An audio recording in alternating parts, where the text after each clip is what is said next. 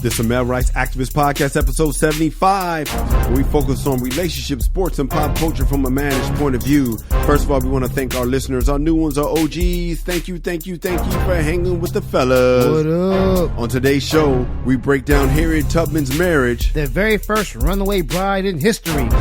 Kevin Hart has a new special that we have to get into. Like a side piece when your woman is 6 months pregnant. My dad drops a bombshell on me in a health update, and Nadia from Brooklyn is back with a Dear Irby. You cannot believe what happened now to this cutie pie. All that and more right now.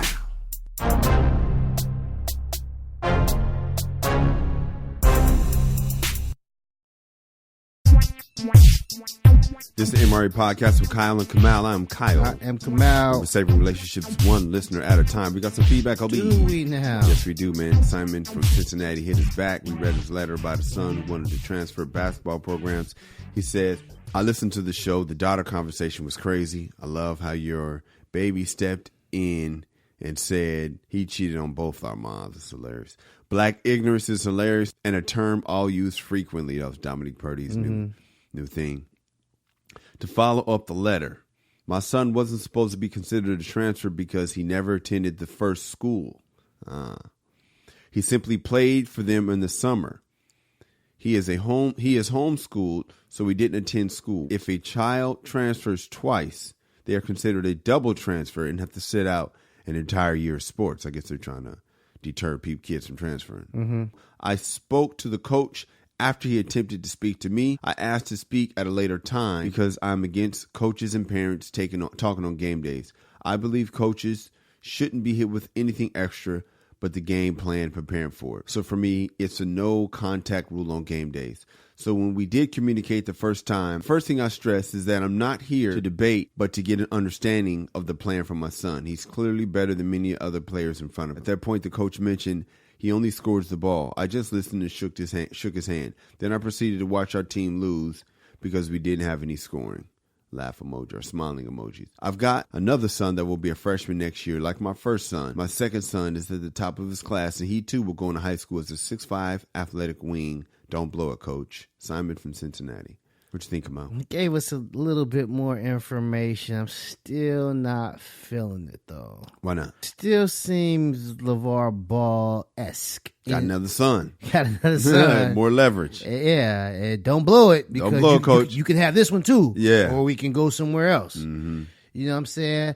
Telling him that his son scores the ball too much. Mm-hmm. Yeah, he's telling you, Pops, that there's some aspects of his game that he needs to work on. Maybe defense, passing, floor generalship. I don't know. But you want to meet with him to get the plan for your son. Mm-hmm. That one doesn't sit well with me. Why not? Well, the coach is up there trying to win games, man. Mm-hmm. So I don't have a plan for your son. What's the right answer? We're gonna play him a bunch of minutes, and he's gonna be all state, and the goals for him. Like no, what? Like I don't understand that question. Like, what's the plan for my son? What's the plan for my son? Well, could like, be just how do you see him? No, how do you see my son? Like, what do you see my son? How do you see my son fitting into what you already? So, have? What's a good answer from a coach that isn't about like your son is the. You know what I'm saying? The shit that's going to make this wheel turn or whatever. Like, what is a good answer? I guess a good answer would be your son's got some game. We're going to be working him in. He's going to help us win games. I don't know if that would be enough for Simon. I mean, correct me if I'm wrong, Simon, but helping us win games, or does Simon see him as the catalyst? Like, hey, man, y'all want to win? You put the ball in my son's hand. Yeah. Does he get any credit for not talking to coach on, I don't want to distract you from your coaching. This is game day. We'll talk later. Do your job. He sounds like Simon may have coached before he understands. Yeah, I mean, he gets credit, but it's like afterwards, it's like you're gonna play some Monday morning quarterback with who? With the coach after the game. Now we're gonna talk about, you know what I'm saying, third quarter. Like he says, like y'all lost because they needed some scoring. Mm-hmm. I doubt that's the sole reason why they lost. That's how Simon sees it. That's how he saw it as basically, like LeVar Ball, you lose because my son's not playing. You lose because my son wasn't in the game he would have scored all those points. In his mind. In his mind. Mm-hmm. You know what I'm saying? Now, and he has a point there. his son probably would have scored a lot more than the guy in front of him. But your son might have some liabilities that you need to address. And I think that's what we can agree. This is the thing I would say to my son's coaches every day after practice. First of all, I would thank them for coaching my sons every day because I wasn't out there. I'd be watching practice the days I could, but the time it takes to be a coach at the lower level is a lot of commitment. So I always thank them, and I always want to know what's he need to work on. Well, we talk about being a dad. That's always a topic that's close to me in my heart. And, I announced on the podcast that my dad is sick. And I got a health update, and I want to tell you what happened when we're talking about that. Also, one of our favorite Dear Irby writers is back. Nadia from Brooklyn. She got another situation. She always has the good situations come out. Yeah, I like Nadia from Brooklyn. Yeah, she's fun. So we got to talk about her. She got a new situation, man. It looks like she might have got ghosted. We're going to help her through this. It's the MRA Podcast. Yo, Kamal. What's up? I finally finished my album, dog. The one you did in 2013? Yeah, man. I know, man. A long time ago, man. But I said, you know what? I'm going to finish this album. This thing is coming out. Eventually. You got to finish. You can't give up. I can dig it. And eventually it's finally here. Eventually it's finally arrived, man. And I was listening to it, man. This thing was funny, dude. Okay, it's not dated. No jokes about Chingy or nothing like that. There is some dated jokes in there. Like there's a reference to, it was before Michael Sam came out. Because it was like a reference to gay athletes that came out. And I was like, wow, that's dated. Okay. But the juxt of it is everything's good. Bruce Jenner still. Yeah, Caitlyn. He's Bruce. He's Bruce. I don't talk about him, but he was Bruce. Yeah, I used to have a Bruce Jenner joke. He was Bruce, and this when I recorded this. But no, it's ready, man. It's out. Okay. It's funny, man. Check it out and get it on iTunes right now. It's called "Be a Man at All Times." So I said on the podcast a couple weeks ago that my dad has lung cancer. Yes, and that you got to get tests. You always got to find out how's it going. Yeah. So he's Mr. Test Man. Every time I call, he's at the doctor now. They got to run every single thing to figure out the best plan of action. Yeah. So the last Friday was a major. When you're sick, you got milestone days. I'm gonna find out on this day. Right? Like I got the job interview coming up. I'm gonna find out on this day what's the result. So Pops let me know. He said they did a full body scan, and now all I'm thinking about is has it spread. That's the only concern. Has it spread? So he tells me that they did a full body scan and they wanted to see did it spread to his kidneys. He said, what I found out is going to blow you away. So now, I'm on the phone. I'm thinking, dang, man, heart beating. I wish we did, the original news was on text. So I'm thinking, man, it'd be nice if we was texting right now. Just in case if I got caught slipping with an emotion, I wouldn't have to go out like that with my pops on the phone. So he's like, man, come to find out, I only have one kidney. Wow. And the reason why that's significant, Kamal, my youngest daughter has one kidney. And that really blew me away when we saw that on the scan, that was going to be the case. I wanted it to be her mom's fault that she only had one kidney. I was really hoping that maybe because she wasn't a spring chicken no more. We ain't 22. You did this. You unhealthy ass. I'm like, oh, hell no. So now I know my dad's a culprit. But here's the thing. My youngest daughter's never had dairy. I mean, she'll, whatever. She's had, one of her grandparents accidentally let her eat ice cream one time. It hurt. Her stomach was hurting. But how did she love it? Oh, come on. She don't drink soda. We limit, she'll get butter on it, whatever. But we limit, her diet is strict. No, she's never had pork, never had beef, right? I'm just like, wait a minute, Dad, you live to be 70 years old so far with one kidney. Yeah. This nigga, he's had pork, beef, chicken, weed, alcohol, cocaine, no sleep, 3 days of no sleep, flipped a car. My daughter don't play contact sports because we try to protect the kidney. My dad played D1 basketball where you get elbowed like my dad. Probably got a kidney shot. At least. I'm like, wait a minute. We might have to revisit this health plan, dog. Well, here's the thing about it. Your dad was raised at a time where they didn't treat kids with kid gloves. So a lot of this shit is just basically just just hardened his exterior and obviously his interior. My dad's got an iron stomach like that character you wrote for Chocolate Punk. Yeah. That's hilarious, dude. Hey, we come back, man. We got to save a relationship. Kamal found a way to have some fun with his lady. I'm going to try not to tease him too bad, man. It's the MRA Podcast. Can I have your attention, please? We are trying to start a movement. You heard that right. We're starting a movement. We're doing something different here at the MRA Podcast. We vibing with y'all. You know what I'm saying, fellas? You know what I'm saying, ladies? It ain't just fellas that listen to the show. Matter of fact, it's a majority women, but it's all good. I know you know somebody that fits with what we trying to do over here. So all we need you to do is send it to them. Tell a friend. You know what I'm saying? That somebody know how we get down here at the MRA show. It's really called the podcast, but I just wanted to rhyme no and show. Kamal, tell me, man. Happy times with the lady, man. So you guys, are y'all up right now? Y'all know we go ups and downs. We good. We good. Yeah. Hey, man. Here's the thing about it. For the first time in a long time, the house is good. What does that mean? Everybody's good. Does it have anything to do with you having 2 jobs? I don't know. I think it does. I don't know. I think, but man, when they see you trying, Kamal, I'm serious, because. All right, guys, now it's time for the lesson of the day. Fellas, hear this. Nothing worse than a nigga on the couch. Nothing worse. Yeah. Even if you got a job. Yeah. It scares them. But, dog, you got 2 jobs right now, Kamal. Yeah. You're trying. Well, yeah.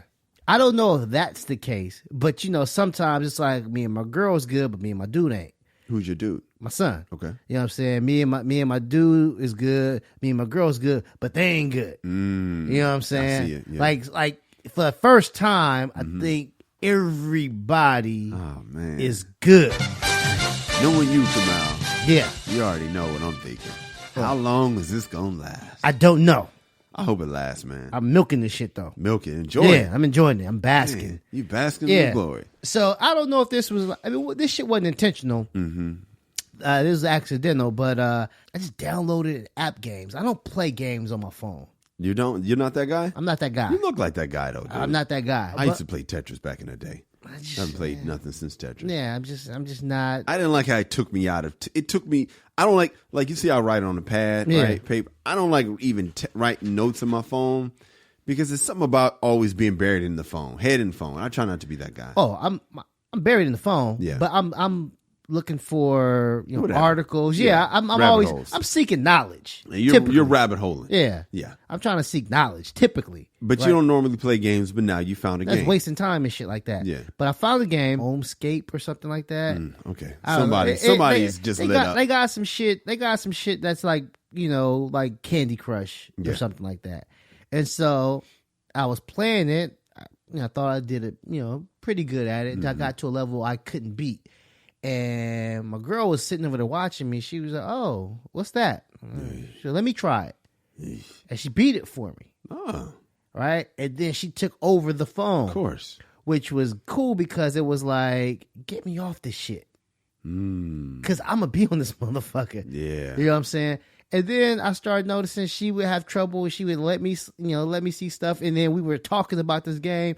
And now we're playing this game together. Oh, man. It was not intentional. It was not my intent.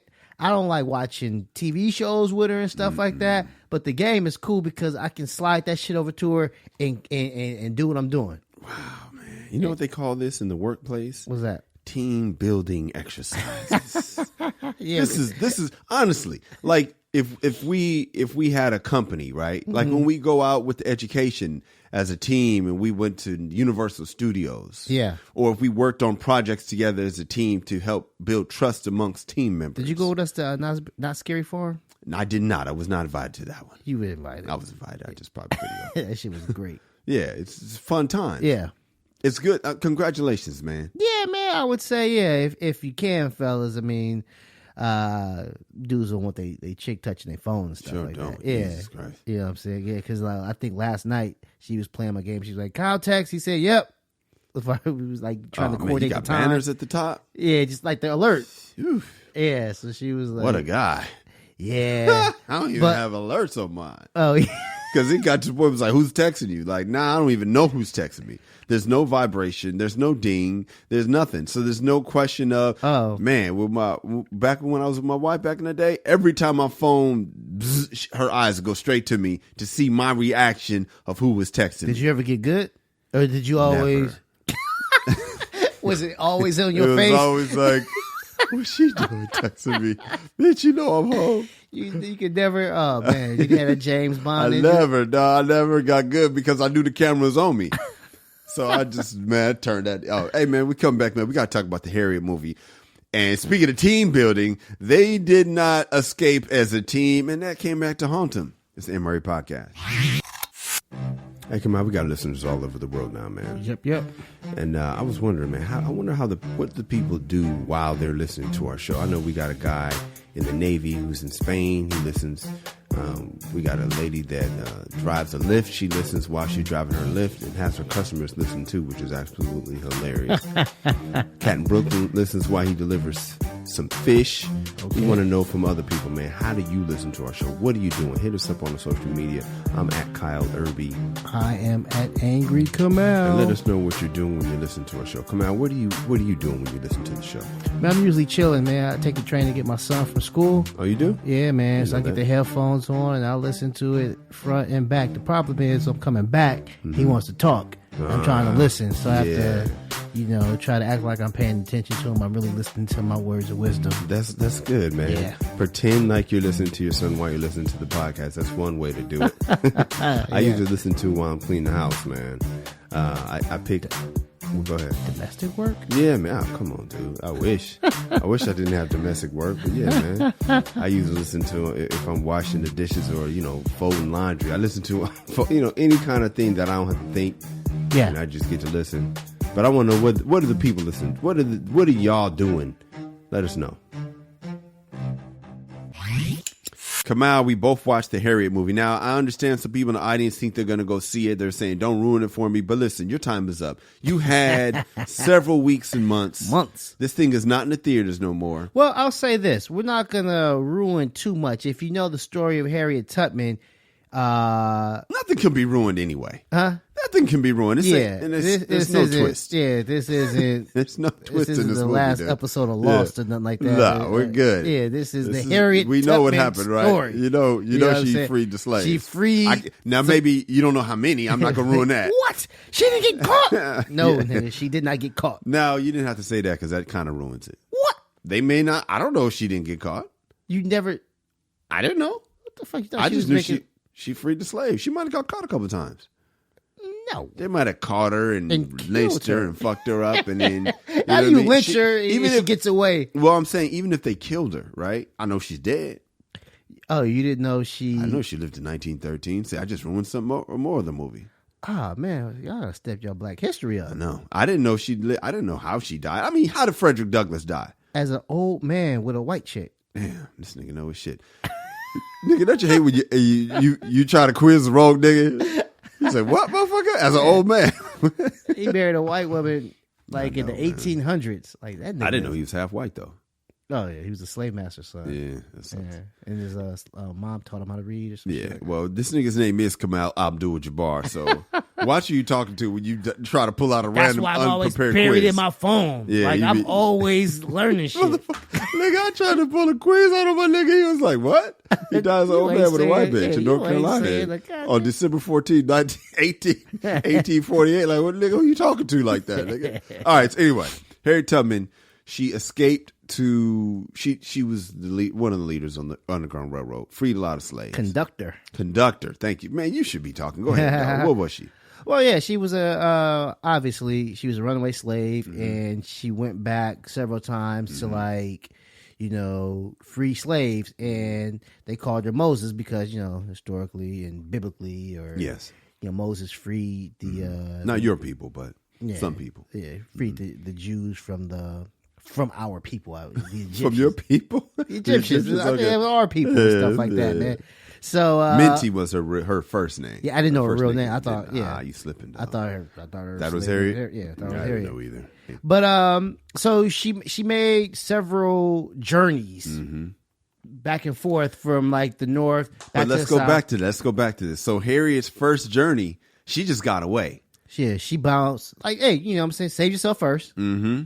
She said just like I'm just gonna tell you, if any woman ever hit you with that airplane analogy of she's run as fast as you can. No, I'm telling you right now, she is no good. If she hit you, if she ever uses that as a reason of how she justify her actions, trust me when I tell you, run as fast as you can. She is not gonna look out for you. But anyway, so she saved herself. The day she escaped, her husband, whether that's true or false, was there. He was there to support her, and she was already gone. Yeah, because he was a free man. Yeah, he was already free. So she was in trouble. Mm-hmm. She was about to get sold or some shit like that. Mm-hmm. So she had to bounce to save herself. She was in Maryland. She didn't want to get sold down. Nobody wanted to go to the deep south. Nobody wanted to go like South Carolina, Mississippi. The SIP. You don't want to go to the SIP. Yeah, it's bad times in the SIP.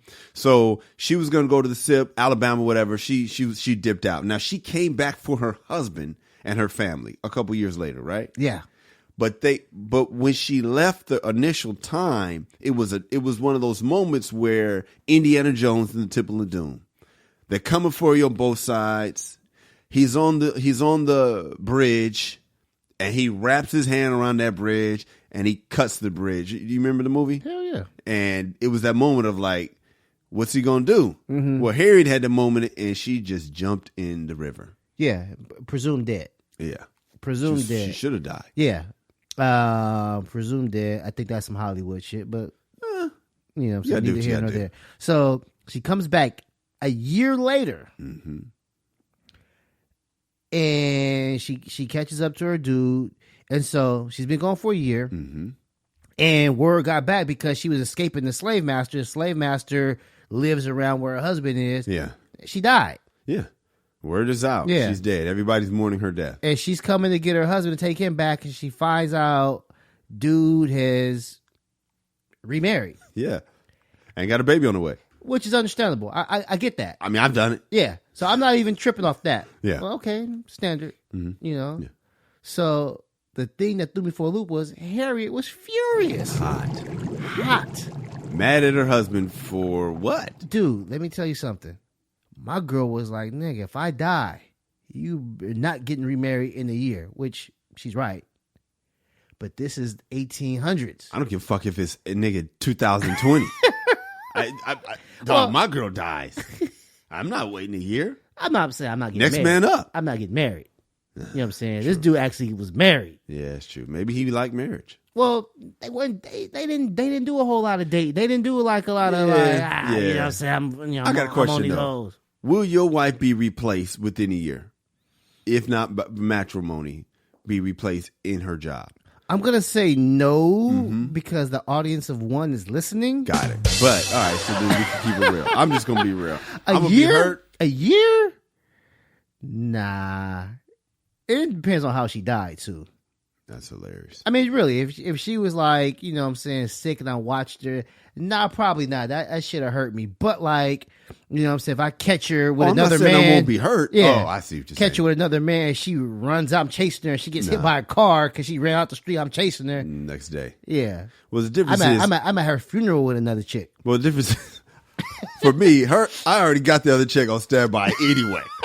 So now that she ain't playing, the next chick is already in the spot. Now she ain't gonna live in a house, but she definitely gonna pick up some duty. She gonna pick up some shifts. Do you think though, because that's a modern woman, should you think in 1800s Harriet was really salty that her that felt modern womanish? Yeah, that felt like womanish. Because I'm thinking, man, I think she banged and hit him in the she socked him in the chest like, God damn it, what the hell? And I'm just, you died. Not only that. You left bring me. him and his new wife and the baby. Yeah, let's go. Let's all go. Yeah, she was like, we're still married. She gave the suit. Wow, I'm gonna start ruining. Yeah, Basically, somebody else's. Somebody else got the spot on that Underground Railroad. Hey, listen, man. For the female empowerment tip, it was like, yeah, girl. The blessing was, man. Listen, her and her husband, that didn't work out, but it. You know, you never know what God has for you. You think it's this and it's that. So, yeah, she came back for her husband, but she actually started her career as a conductor because she came back. That was why she came back. Yeah. Now, I don't know what they bent in the story. Well, I guess if the husband was like, let's go, I'm ready. Yeah. She probably would have been like, I'm happy, you know. Yeah, we good. I don't need to go back. I don't need to go back. Yeah, so that's a blessing. Yeah. But yeah, I'm on the serious tip, man.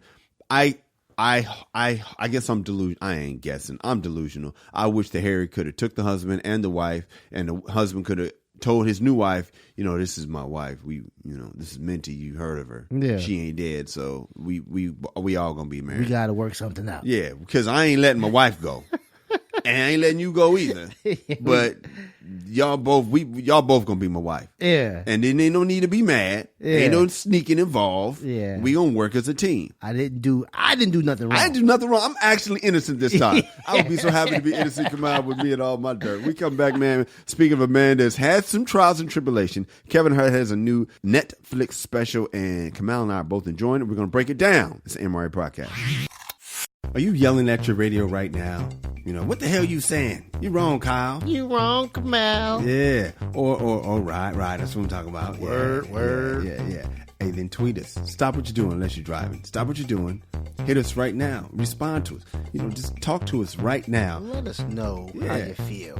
I'm at Kyle Irby. I'm at Angry Kamal. Or you can hit us both at The MRA Podcast and let your voice be heard. Yeah, man. You know, so we'll read it.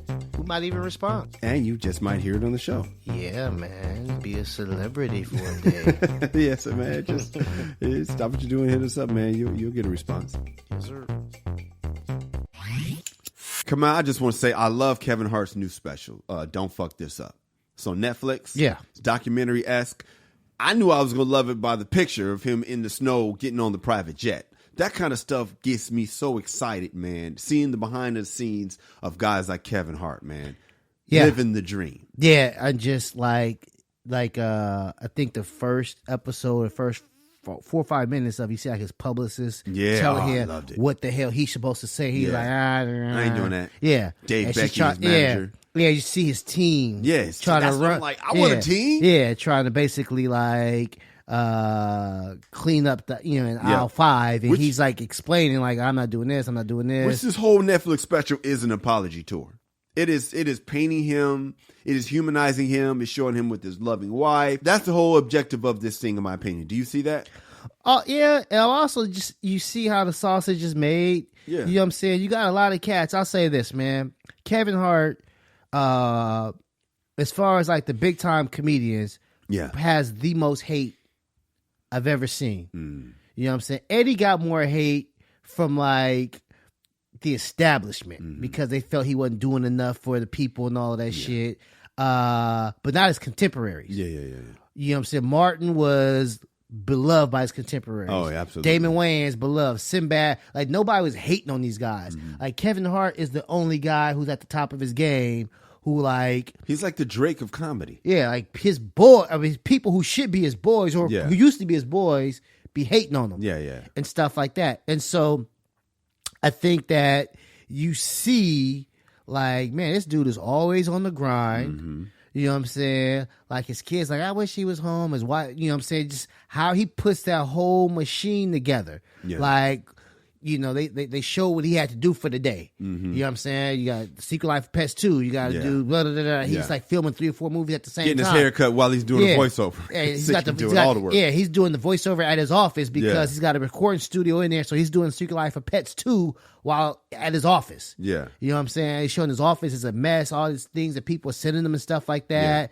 Yeah. And it was so exciting. Yeah, it's like this man's life is chaotic, but there's a method and there's a goal, there's an end game, which he states a bunch of times what his end game is. And so I think for all those people just acting like he's the chosen one and he's with the machine once at this point, you know, he's not the funniest, he's whatever blah, the fuck. blah, blah. He's definitely working the hardest, or that's the appearance he wants. Well, he's doing a lot. He's also there's a reason why his wife is in it so much. There's a reason why he's talking about his mother who's passed away or his father who was on drugs. It's trying to explain, man. I'm only halfway into Don't Be a Bitch. The first one is 24 Kevin.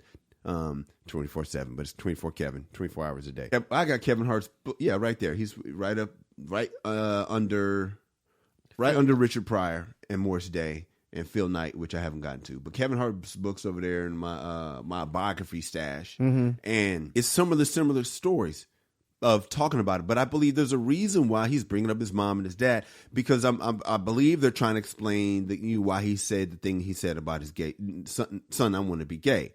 You know, his dad's thing was don't be a bitch. And so they're probably going to try to paint that as, look, man, this is how I was raised. This is the environment I was raised in. Episode 2 is about his pops. Yeah. And so that's all his dad's whole thing was don't be a bitch. So it feels like what they're trying to do with this big machine is to try to explain why, yeah, Kevin cheated on his wife, but he loves his wife. Look at him with his wife and his kids. Look at him with his family. Meet his mother who's passed away from ovarian cancer. We tugs at everybody's heartstrings. Look at his father who was on drugs. I believe this whole thing is a publicity thing to say, look, man, forgive Kevin. He's a good guy. Also, I think it's to silence the haters, which he'll never do. But like when they say like he has writers and stuff like that, he's like, but this is my life. Yeah. This is my life. No one's writing for me. They might help me punch up a joke or two, which I pay them. And Richard Pryor had a writer. Yeah. It's like when Jay-Z said, y'all gonna act like Tupac didn't have a nose ring too. Y'all acting like the greatest of all time, Richard Pryor, was just Richard Pryor. No, he had a writer. Yeah, I mean, here's the thing about it. And Richard Pryor didn't have anybody coming up with material for him, but basically helping them like mold the joke, which from my understanding, most comedians have somebody just like, hey, do it this way, even if it's not official. You know what I'm saying? Yeah, somebody is like, you should do it this way. You should do it this way. Yeah. The people in the comedy clubs, Jamie Masada and all those guys, those bookers. Notes. Well, Kevin Hart stated at one point, well, I pay these guys to give me notes. Yeah. I'm blessing them. Yeah. Which I don't have to do because we all do it, but I'm making sure these guys are feeding their families. Yeah. I should be commended. Hilarious. I don't know about that, but. Well, no, I'm saying I should be getting props. Like, there's no way y'all should say that I'm like, I'm less of a comedian because everyone does it, but I'm doing the same thing everyone else is doing, and I'm putting these cats on the salary. I'm making sure they're straight. Dude, he has to, with the amount of work he has to do with the movies and everything. I mean, I'd be wondering how the hell he comes up with a special with doing all these things. But the truth is, I don't have a problem with that. It was inspiring to me to come out because, as you know, I started working at the Comedy Store this week, and when I tell you, it is harder than I expected. How many days? I've done Thursday, Friday, Saturday, Sunday, Monday, 5 in a row. Woo. And I'm talking about all night, off at 2, tired. Not used to this. And I had to like try to get my mind right to think about my grandfather, man, who's one of my biggest inspirations and how he provided for his family, you know, doing manual labor. He was a sharecropper in Arkansas, and he came to L.A. and did, I don't even know what he did, worked in steel or something. But the point is, man, when I think about how quote unquote hard my job ain't hard at the Comedy Store. It's hard on my ego watching all these guys get up. It's hard on my ego watching, you know, millionaire comedians when I'm not that. It's hard on my ego when I see guys I started with like Anthony Jeselnik, you know, doing it, kill, standing ovation, you know, big time. That's hard on the ego, seeing people that I know. And the thing is, a lot of times, normally, I'm one of the funniest guys on the bill. When I watch these guys, I don't have that thought of, man, I'm funnier than him. Why is he successful and I'm not? Nope. I don't get that at the store when I watch my boy Eric Griffin, who I not really started with, but known forever. You know what I mean? Like when I see Eric Griffin, I'm like, oh yeah, he's good. You know what I mean? I'm not, but the point is, I'm just not used to this kind of work, standing on my feet for, you know, 6, 7 hours. You don't get the stool? Not yet, because I'm still new. I'm in the actual showroom so far. So I'm not the guy in the bar yet, but I'll definitely be sitting. But my point is just, man, I ain't used to it. And Kevin Hart, watching Kevin Hart shit, it's like I want to watch this on loop, man. I want to put it on an IV in my veins, bro, because he's out there getting it. Like, it's inspiring me to keep working out, keep working hard, because the cream and the hard work does. The cream rise to the top, man, and hard work does bring profit, as it says in the word, dog. When we come back, man, I went to the Rose Bowl, come out, and I'm going to tell you something, man. People were standing the whole entire game. I'm going to explain how that affected me. It's an MRA podcast. Hey guys, I want to take this time to ask you to subscribe to The World According to Cheryl. That is Cheryl Underwood's podcast. It's hilarious, and I'm on it. Hey, come on, I've been going to a lot of sporting events on the break. I went to a lot of, I saw Southern play at the Lakers game. The Jaguar band was there. Oh, okay. I know you're like, wait, that doesn't make sense. All right, let me be clear. The Southern band played at the Lakers game. Okay. That was dope. I went there solo. Got to see the Fiesta Bowl, Ohio State versus Clemson. That was a great game. Then I got to go to the Rose Bowl. Now, the lady went to Ohio State and the lady went to Oregon, as we've talked about. So I was there, both of the games. I was going as the plus one. Okay. It was her trips. You know what I mean? So that's how that worked. But the Rose Bowl game, dog, the crowd was on their feet the whole game, come out. And I sat down. Now, is that a protest that I sat down? No. Is that like you on your phone when your girl wanted you to watch that movie? That wasn't a protest. I'm on my phone when I watch any movie. Okay. You know what I'm saying? Okay. I'm on my phone. That. Yeah. I can listen. No, man, I don't think it was a protest. That's not your team. That's not. And so I guess the other side of the argument would be, when in Rome, do as the Romans do. You stand up. Stand up, because this is what we do. This is what we do. Yeah. Dog, sitting down is my thing. I sit down to wash the dishes. My mom used to hate that. And I realized one of the reasons why I sit down to wash the dishes is because the sink isn't made for people over 6 feet tall. The sink is made for the average lady washing the dishes. I'm just going to be sexist and say that. So the sink is very low. You got to bend over. Yeah, and I realized why it drives me nuts. I remember my grandma was like 6 feet tall, rest in peace. She used to sit down to cook and sit down and wash the dishes. And I always remember in my head when my mom would always hate when I would sit down to do something. And now I sit down to do stand-up. I love sitting down. That's why at the store, when I'm not sitting down, I'll be like, oh, my God. Because I'm so new, I don't want to be seen as the nigga sitting down. Plus, I'm black. Yeah. I don't want to look like a lazy nigga. Ha. But, yeah, dog, like the game, I was just like, I'm not standing this whole damn game. No. So I sat down. I mean, they got to do something about it. Maybe it's the first touchdown. We see. I know, like in basketball, like they stand, like the team scores the first bucket, and they all sit down. Yeah, but, yeah. No. Yeah, I don't like when motherfuckers be standing up at the concert, because it forces me to stand up because I got to see and all that shit. And this old white dude tried to ask the lady in front, could you sit down because I can't see? She said, well, I can't see because they're standing up. And so it was a trip to me that, you know, during the commercial break, people would sit down. But as soon as the game got started, everybody stood back up again, even the person in the front who didn't have to stand up. You know, because I don't know, it was confusing to me. Now, anyway. if SC was playing in I'm national, on my feet. Okay. I'm on my feet. No question. Southern was there. I'm on my feet. Yeah. See, for me, I would have been mad about it, though. But I would have been on my feet. Yeah, see, for me, I'm like, when in Rome, I'm an American in Rome, so I'm going to do my American shit. That's hilarious. It's Dear Irby time. Our girl Nadia from Brooklyn is back with the Dear Irby. Looks like she got ghosted, Kamal. Aww. It's an MRA podcast. Hey, if you're enjoying the podcast, do us a favor. Tell a friend.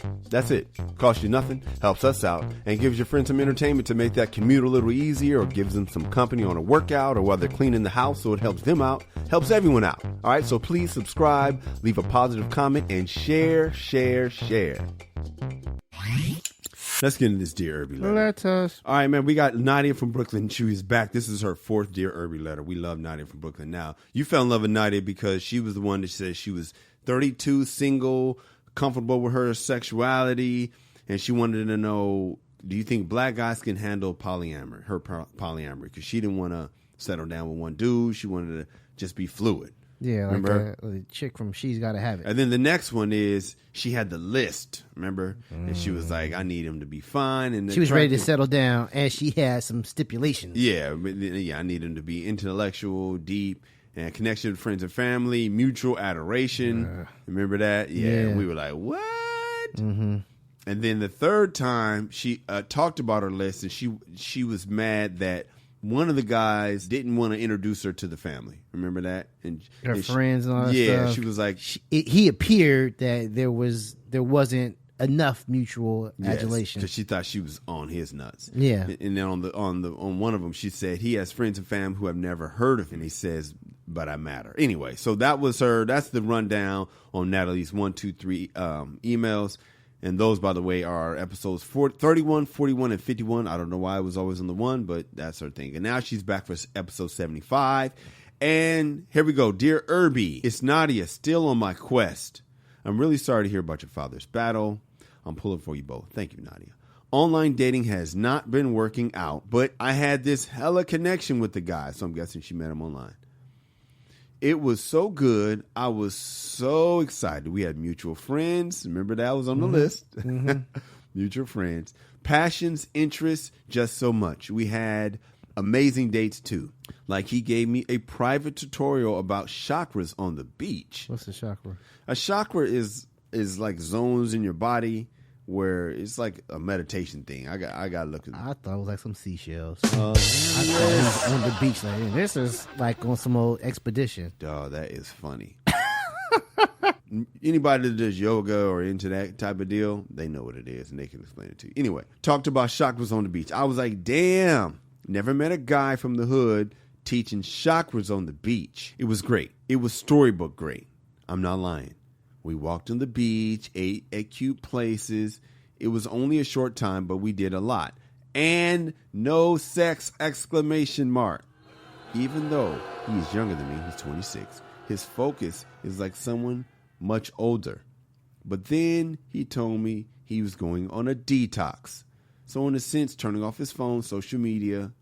This was confusing because this was around Thanksgiving. Was it going to be until the end of the month, the year? I try not to be thirsty for attention, but I was high on him and we were totally high on each other. Like he was about to get it. But the detox threw me off because I was included in the detox. My friends think all his work was an elaborate game for the good, but I really know how that feels. And I can tell you, it wasn't that at all. Help me. This threw me off for a minute. Nadia from Brooklyn. What do you think, Kamal? Man, I think it was an elaborate plan to get the good, and it didn't work. What do you mean it didn't? Oh, like because they didn't have sex? Yeah. Wow. I think, dude. At first, honestly, I thought, because I didn't know what chakras was. Oh, so that's why he ghosted. I thought he was on some geek shit. Like, and this is, I thought like really like some things that they found on the beach. And he was giving her like some science, some science lesson. It was like, oh, he's showing her his world, and that's interesting, and he's really into the stuff, and he's probably happy that someone else is into this stuff too, and no sex because he's just happy to connect with somebody, and maybe that Thanksgiving time he's just got another chick. You know what I'm saying? His chick is back in town or something like that. She's been deployed from overseas.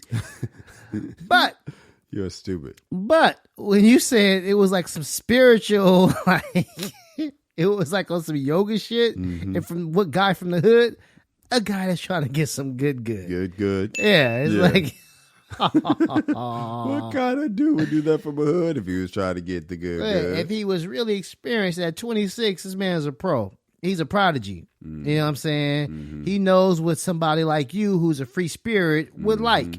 And that was his game for you. Somebody else might have gotten something else. You know what I'm saying? Somebody else from the hood or something like that. Some ratchet chick might have gotten like some barbecue spot and like, you know what I'm saying, a tour to swap meets. I don't know. But basically, this man sounds like a pro. I'm actually in awe. Yeah, of his game. Yeah, in awe of his game. I think the ghosting is a bit juvenile, but I think the plan was to knock it down. This might have been a test for you, Nadia, and I don't think you passed. You said he was about to get it. Too little, too late. I think he needed to get it that night. Remember the girl that made the man not have sex that night? It was like he would have got it the next day. He would have got it the next day. Nope.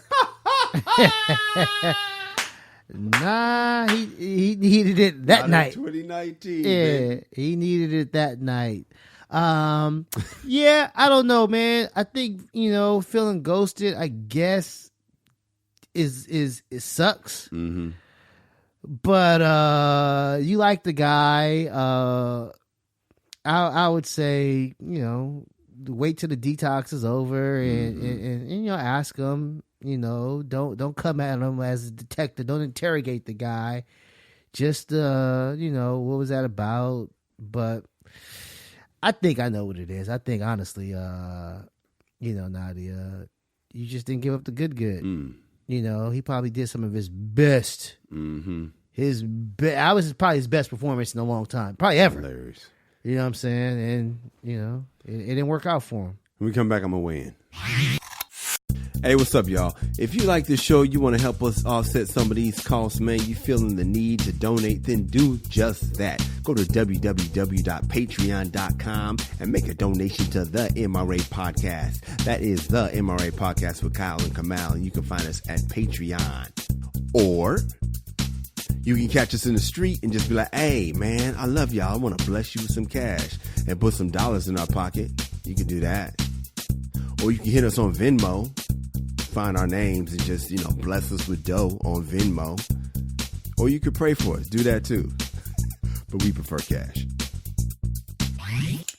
Kamala, I'm a big fan of Nadia's. Yeah. I vision this sexy woman who probably doesn't wear a bra. She lets the nipples flow. You know what I mean? Let the perkies out. She seems so fun. But she keeps getting in her own way, Kamal. Mm-hmm. She judges her sexual side. Her first letter, go back to episode 31 and listen, guys. You were in love after you heard the letter. You're like, man, she sounds so fun. Yeah. She likes to have sex. She gets out down. Like, she's not like a prude, like, well, I'm going to wait until the fourth date. Nah. She's like, if it happens, it happens. Let's go. Yeah. She was so sexual. And not only that, was down to have multiple dudes. Like, we were like, hell yeah. Right. She wasn't trying to be tied down. Yeah. But she's evolved. I don't like it. She getting in her own way, Kamal. How can a woman that I visualize so beautiful and down to fuck, so perfect, right? Mm-hmm. Not be getting any? You know why? Because her own bullshit in her mind. Mm-hmm. I don't understand why, and I guess it's just your wiring, ladies. Because I heard a woman at the store the other day. She was doing jokes about how, she asked a guy basically, what are we? And they ended. And I thought, why did you have to ask him that? Mm. She asked him, like, where's this going? And I'm thinking, who cares? Why can't you just let it be what it is? Right. I've several of those conversations. Like where's this going? Yeah, what are we? Like, yeah, they always initiate that conversation. Always. Yeah. I don't understand that. Why can't you just let it be what it is? Go for the ride. Yeah. Just enjoy it. Yeah. Most relationships don't work out romantically. And they don't. You don't have to make it harder. A lot of them, they just don't work out. Your relationships aren't failing, Nadia, because you're giving up sex too soon. That is a myth that needs to be broken, Kamal. I'm sorry. And let's just say, because my theory is there's two types of women. I know this so sexist to say, but there's two categories that I'm concerned with. There's the mom, the wife, and then there's the hoe. Matter of fact, this ain't even my theory. This is on some Sigmund Freud stuff. This is something called the Madonna whore complex, right? Honestly, this is what I would have studied in school if I, how when you're an adult, I know what I would have. I probably would have studied writing and then this human sexuality stuff. I would have got a doctorate in this because it's very interesting to me. Basically, it says it's called the Madonna whore complex. All right. And first identified by Sigmund Freud under the rubric psychic impotence. It said to develop in men who see women as either saintly Madonnas or debased prostitutes. Men with this complex desire a sexual partner who has been degraded, that's the whore, while they cannot desire their respected partner, the Madonna. So mine isn't about impotence, the way I'm explaining it. What I'm explaining is dudes want a wife and a hoe. All right. Your wife is maternal. She raises your kids. And then you want your hoe. And wives want to be the hoe. They always want to convince you they can be the lady in the street and the freak in the sheets. We can tell. You're not both. You think you're both. You're not both. So as a dude, you want to be both. If you know those old lady nursing shoes that moms be wearing, grandmas be wearing. You know what I'm talking about? Them ugly ass. That's a mom, right? A hoe ain't never wearing that. Right. You could tell by the heels. Thank you. I didn't want to say it, but you could tell by the shoes. Cedric Entertainer had a great joke about the way R. Kelly should have known that those girls were too young because of their shoes. And he joked that little girls have the lights on their shoes and shit. But you can tell a lot about a woman by her shoes. Oh, yeah. They say the same thing about men. But a woman's age, check her feet out. Yeah. When I was teaching high school, this girl was talking about like all her Jordans and all that shit. I was like, about like 4 or 5 years, you won't be wearing those. No, like, only when you're being trendy and cute. Yeah, but for the most part, like my sister would throw some J's on or whatever. But you can tell like she's not going to a function. No, there's no J's. No, never. Yeah, never. She'll go to a football game with some fresh J's on. Yeah, because she's trying to be fresh. She's trying to be young and cute, right? She's trying not to. She's trying to be young and cute. Yeah. You could tell a lot about a woman. I was at that Laker game. Remember I told you the girl had those red bottom high heels with tight jeans. That's a look. Yeah. Dudes put you in a category, either maternal or a hoe. I don't know if you know this, but we give love to hoes on this show. Yeah, we're not snooping them. No, we're not saying we don't love them hoes. Yeah, we don't subscribe to the dog pound philosophy. No. We love them hoes. Yeah. And this is hurting me to be this honest, but by the way, this is what ghosting is about. Niggas don't want to tell you the truth. Mm-hmm. They don't want to hurt your feelings. That's why you get ghosted. He don't want to hurt you. Guys are designed to protect women. That is our design. Protect and provide. That's why guys lie. We don't want to hurt you. We're literally designed. Whereas women, they don't have that design. They'll tell you straight up that your breath stinks. Mm-hmm. How many times have you told a woman that? Never. Oh, yeah. Women say that kind of stuff all the time. Every day I get told what is wrong with me. Every day. Yeah. And if you told her one thing, Kamal. It's a fight. Why are you always judging me? Yeah. Because they can't handle the truth. Yeah. That's why you got ghosted, Nadia. Dude did not want to hurt you. So somehow in that beautiful date that you thought was amazing, he knew was amazing. And I'm guessing he was frustrated. Even if he didn't try to hit, he was upset. He was expecting you to probably something. Tear it off like, oh, something. Okay, nigga, this is amazing. Because that's what it's like if you get with a thug and he can't fight. Mm-hmm. Nigga, why would I be with a thug that can't fight? I'm not here for apple pie, bitch. I'm here to nut in your eye. Like, I'm not, you know what I mean? See, I don't know if I believe in that the hoe in the mom thing. Well, it's true for me. Mm-hmm. Hilarious. True for me too. But I don't know if you know which is which all the time. Like, I don't think Nadia, just based on her letters, I don't think she's the high heel type. She might be like the flower child. I just picture her. That's a whole different type. I picture Freddie from a different world. You know what I'm saying? Just spiritual, and that's who I picture when I like Freddie. Yeah, when I hear this. Yeah, okay. You know what I'm saying? And I'm picturing high heels, no bra.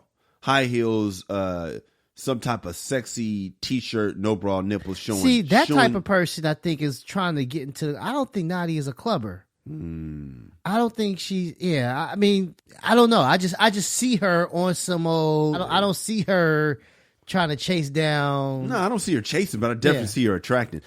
Look, put it this way: everybody advertises who they are. Mm-hmm. You know, who's your favorite Scooby-Doo girl? I like Daphne. I like Velma. Yeah. The frumpy nerd with the glasses and the big titties. Because I know underneath that sweater, them titties is beautiful. Yeah. And I know that she ain't been with a bunch of dudes. She's never gonna, you know what I mean? You Marianne over Ginger. Absolutely. I like Marianne. Which was your favorite Three's Company girl? I like Janet. Me too. Yeah. But Chrissy I'm not fucking with Chrissy. I'm not fucking with Chrissy. I'm going Janet, and I'm expecting, and Janet might try to dress sexy and woo-de-woo, but she ain't never going to be Chrissy, and I'm not dealing with Chrissy. Yeah. I'm dealing with Velma. Velma's, you know the daughters on Modern Family? I don't know if you used to watch, right? Yeah. They grew up. One of them turned out sexy, one of them turned out like Velma. Uh-huh. The Velma one is cold to me. Yeah. The other one I wouldn't trust. Yeah. I'm not dealing with the other one. I'm dealing with Velma. I'm not dealing with Daphne. You're dealing with Daphne. Yeah. And we're coming on the show to talk about Daphne's bullshit. Yeah. I'm not. And so I feel like Nadia's Velma and she's trying to be Daphne. Just be Velma. And Velma, just fuck on the first date, Nadia. Stop bullshitting. Yeah. I would say she's not being true to herself. Just do you. Yeah. Stop being. You're not Velma. You'll never be Velma. You made an interesting point. You said she's in her head. Yeah. You know what I'm saying? She's in her head thinking, this is what I'm supposed to do. This is what stopped me from finding the right man. I'm fucking too fast. Yeah. Ladies, that has never happened. No. Never. I guess maybe. No, not for me. No, I'm saying I guess maybe, but it depends on how. I mean, like if you're climbing somebody's balcony, you trying to, you grouping it up, Being a groupie? Yeah. But that's the problem. It's the groupie. It's not the fucking. Yeah. It's the groupie tendency. It's how far you're willing to go. No, it's the fact that you climb my balcony that makes me not respect you, not the fact that you fuck. Yeah. If Velma fucked on the first night, I'm in love with Velma. Let's get married. Yeah. You got to find out what category you're in and play your position. Yeah. I would. Yeah. I think Nadia is.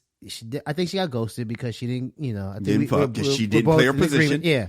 If you're a wide receiver, I need you to catch the rock. Yeah. Don't fucking line up in the backfield. Like, I don't need your ass in the backfield. I'm not giving you the ball. I'm not and wonder why you didn't get the ball. Daphne can't even find. Velma can't either, but but she's willing to be coached. Oh hell yeah!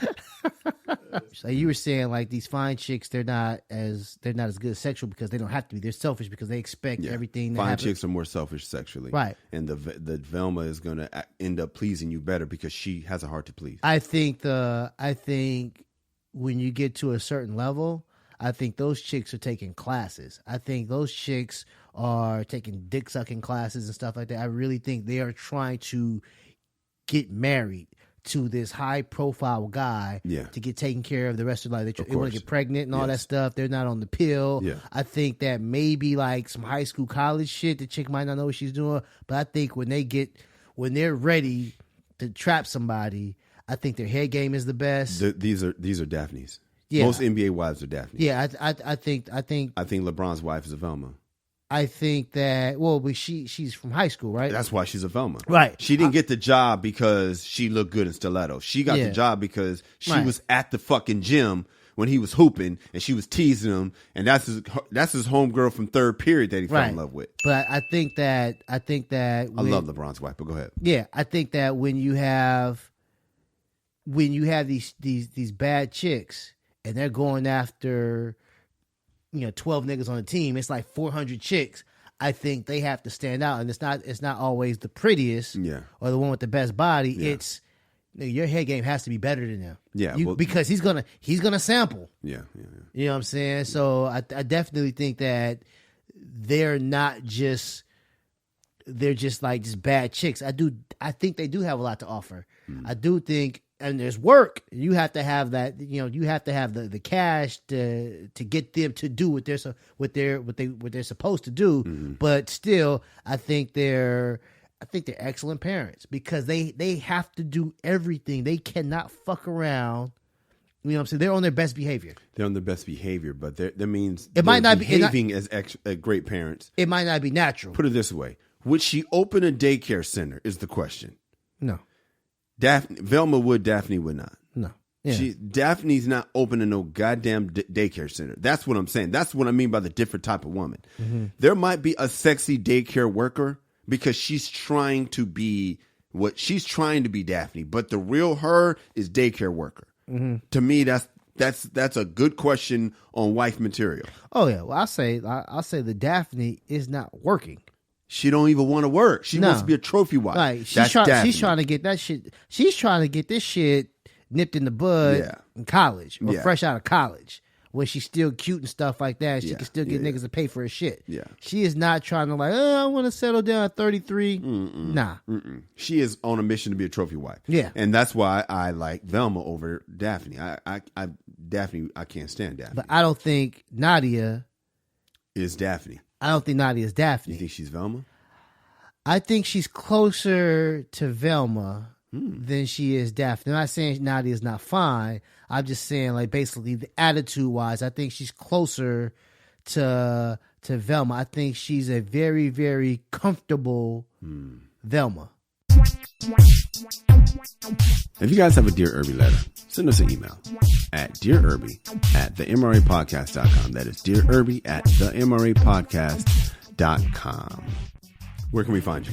Twitter and Instagram at Angry Kamau. I'm at Kyle Irby. That's on all social media. I'm at Kyle Irby. At the MRA Podcast is where you can find us both. KyleIrby.com is where you can see some of my commercials I've done, some of my comedy videos, all that stuff. And the MRApodcast.com is where you can find old episodes like episode 31, 41, and 51, where our girl Nadia made her world premieres. Ladies, we love you. Fellas, be a man at all times. Deuces.